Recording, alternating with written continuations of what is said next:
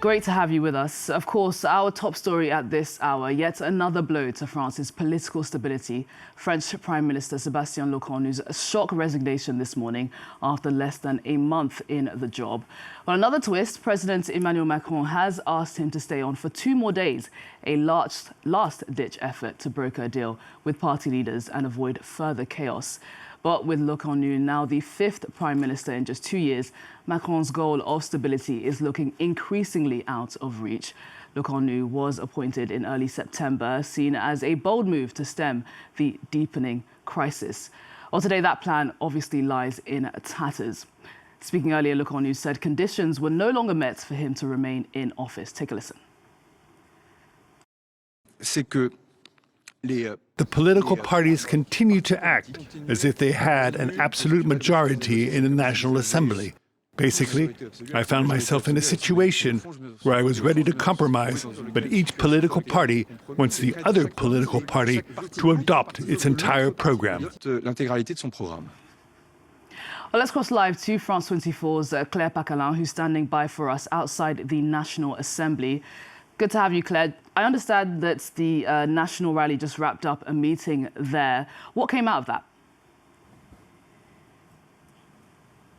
Well, we didn't get a statement directly to the press from Marine Le Pen. We actually saw her when we were leaving the National Assembly in the building just behind me. We saw Marine Le Pen from far away leaving with her team through a kind of side door. So she didn't speak directly to the press, but Eric Ciotti did. Now, Eric Ciotti, a politician who was in the right-wing Les Républicains party, but who last year joined forces with Marine Le Pen. He came out after that meeting very clearly saying that in Parliament, so that group, that far-right group in Parliament, would not support any future government named by a future Prime Minister named by Emmanuel Macron. They would, if there were to be a vote of confidence in the National Assembly, they would vote against that Prime Minister and his or her cabinet. And that's interesting because we have seen in recent months, with François Bayrou's government, for instance, that the far right did at sometimes choose not to vote in confidence votes, in that way propping up the government. Not now. The message is very, very clear. We did see that message coming through earlier on, a few weeks ago, when Marine Le Pen and Jordan Bardella were very clearly saying, before Sébastien Lecornu was named Prime Minister in early September, that they want to see snap elections. That's very clear what they want. They would like Emmanuel Macron, the French president. They are calling on him to hold snap elections. Of course they are, because they are doing well in the polls and they think they have a good chance of getting even more seats in the National Assembly if snap elections were to be called, if the French president were to dissolve Parliament. But that, we're not getting any indications so far from the Élysée Palace and the presidential palace that Emmanuel Macron is about to do that. And as you mentioned, Yinka, the French president has given Sébastien Lecornu, he's asked him to go on for another 48 hours, ultimate negotiations to try and get build some kind of consensus before Wednesday evening. Well, a party that's going to be part of those negotiations is, of course, the Socialists. You were at the HQ earlier today. What was the mood like there? Well, there was a meeting going on with the top brass of the Socialist Party. And what was interesting is we got a statement after that from the spokesperson, Pierre Jouvet. He came and spoke to us. And he said, and this is the Socialist Party's line now, is that they are not calling on the president to dissolve Parliament and hold snap elections. They're not calling on the president to resign either. They are calling on Emmanuel Macron to name a prime minister from the left. From the Socialist Party, that could also be from the Greens, it could be from Place Publique, it could be from the Communists. But crucially, when Pierre Jouvet, the spokesperson for the Socialist Party, came out saying that they wanted a left-wing prime minister, they did not mention the far left. They did not mention La France Insoumise, LFI, the France Unbowed party of Jean-Luc Mélenchon. So we are seeing now the lines, the contours of some kind of alliance on the left, which doesn't at the moment seem to include LFI, that far left party. And that is a change, of course, we saw last year after Emmanuel Macron dissolved Parliament and we had those snap elections here in France, that the left united across the board, got behind the same manifesto. There was the Popular Front, this new Popular Front that emerged. That has since crumbled, and now we are seeing a left that is trying to align itself again, but it looks for the moment, according to the Socialist Party, that any kind of alliance would be without the far left, without Jean-Luc Mélenchon's party. Claire, thanks so much for bringing us up to speed. Claire Placana reporting live there outside the national rally here in Paris. Well, another key party in all of this is, of course, the right-wing Les Républicains. They've been reacting. Let's listen to what the party's boss, Bruno Retailleau, had to say earlier.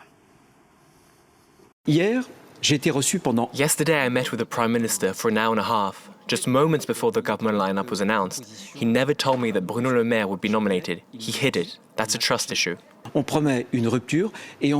were promised a break with the past, and we end up with more of the same. And that includes Le Maire. I don't know how responsible he is for the trillions of euros of debt, but regardless, he's associated with it. He symbolizes it. It shows a disconnect. They promise change, but nothing at all changes. Well, we can break this down further. France 24's international affairs editor Angela Diffley is in the studio with me. Hi, Angela. Just lay out for us what Macron's options are now. What's next for him? Yeah, so we heard a little about that from Claire. He basically has three options. He can nominate a new prime minister.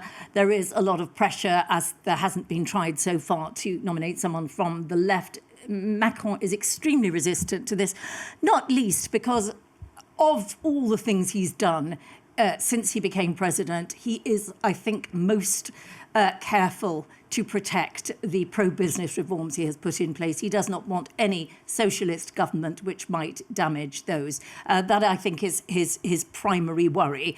And he will only, if forced to, end up picking a socialist prime minister. And, of course, a socialist prime minister is very likely to be toppled. His earlier reasoning and argument was, I won't pick a socialist because it will be toppled.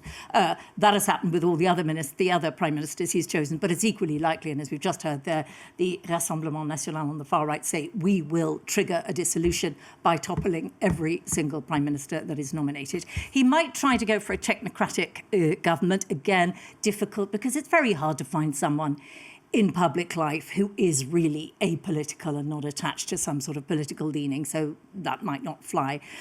The other option, which he has ruled out, but there is a growing clamour, and that seemed unthinkable only a short time ago, is Emmanuel Macron himself should resign. That would be huge, and I think we're still a long way off that yet, but it is extraordinary that we are so much nearer than we were just a few weeks ago. And what is looking most likely is that he will be forced to dissolve Parliament. And the big winners, as we heard there from Claire, in that are likely to be the Rassemblement National on the far right.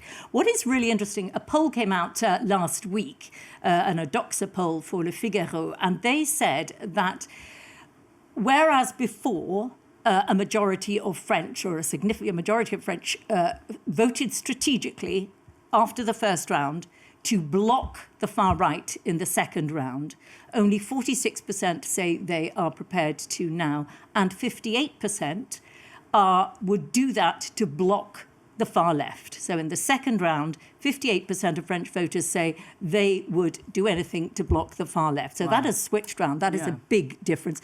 The other thing is, we now have Trump. Giorgia Meloni is in power in Italy. It looks as though perhaps the electorate are thinking the sky might not fall in if a far-right party was elected to government. Macron himself, it's thought, entertained the idea in June when he originally dissolved Parliament. He thought, look, if they win, they'll probably make a mess of it, and then they won't be voted in for the presidentials. He took a risk. It didn't work the way he wanted.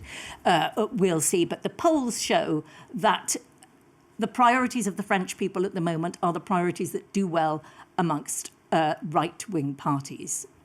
Well, Angela, do stay with us. We also have Hind Ziane, who is a consultant and political strategist. She joins me in the studio. Hi, Hind. Thank you so much for staying with us. I want to get your reaction to what Angela was just saying. She just very nicely laid out all the options now facing Macron. You're a political strategist. What's your advice to him now? What should he do? Oh, I'm not sure I'd want to advise Macron at this point. But yes, indeed, there's this first option, which would be basically another prime minister. But it is not very viable because you have a political assembly that is split, that is shattered, with each party and each coalition having its own interests, its own also vision of the future. And it's one of the reasons why Le Cornu said it was impossible to agree, because we have a presidential election in 2027. So if there is a new prime minister, he's not or she's not going to last for long, from either he's like from a technical government or from the left or the right, because eventually he's going to get toppled. Remind our viewers that if you want a majority in the French parliament, you need 289 seats. And today, no coalition has that true majority, which makes it incredibly difficult to govern and which makes it very likely for each government to fall. So that's the first option, which is unlikely because unviable, although it is probably the best option for Macron himself. He would think, well, I'd rather not have a new snap election because probably the national rally is going to have even bigger numbers. And if I can find somebody who can get all parties to agree, and that's the sense of what he just asked Le Cornu to do, this 48-hour ultimatum, but which is crazy because Le Cornu said even if he succeeded in those negotiations, he wouldn't stay. So that's the first option. The second option is the dissolution, which seems almost highly, it's almost impossible today for the president to avoid it. If you look at the language of Marine Le Pen and her party, the National Rally of the left, they're probably not going to let him have it his way, which is just keep going as he can with a not so great, but a government that can stay with a certain majority. So the second option of the dissolution seems like something that is very likely, although we're going to have to say what happens in the next few days. Very likely also because Marine Le Pen, like what was said earlier, said, well,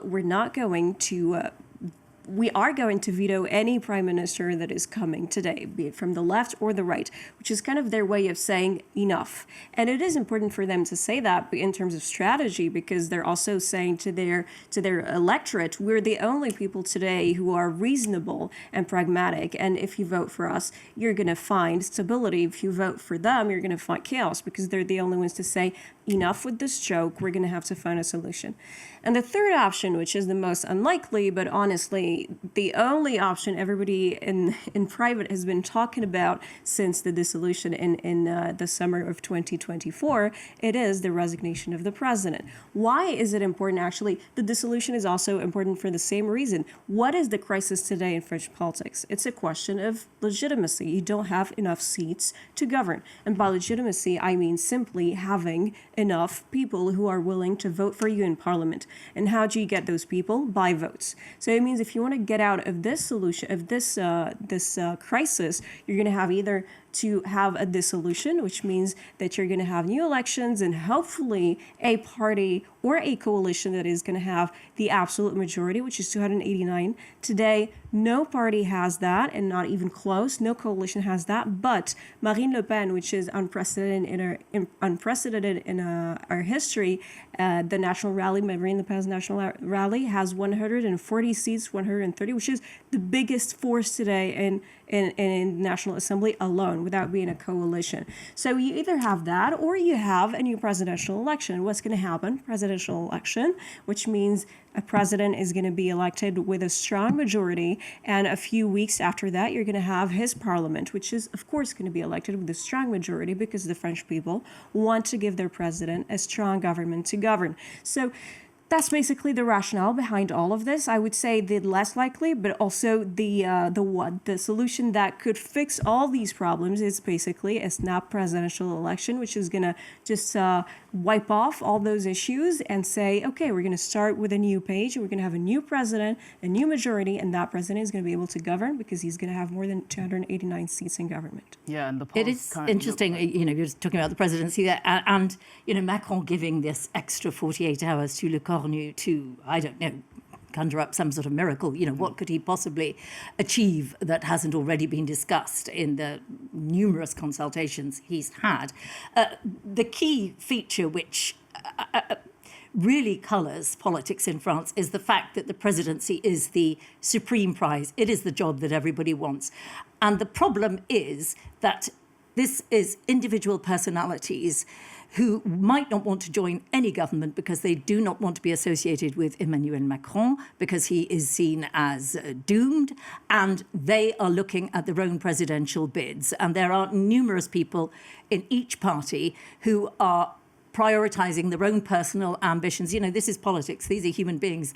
They're driven by ambition. And it does look as though very many of them are prioritizing their own personal ambitions, their personal political trajectories above the short-term well-being of the country. Well, Hind, can we say that there's a level of, I've spoken to many guests on this show about the political crisis. Some have said there's an immaturity amongst the political parties, that they're not, you know, being serious and sort of taking in the weight of the situation. Do you think that's the case? Could they be making more compromises here?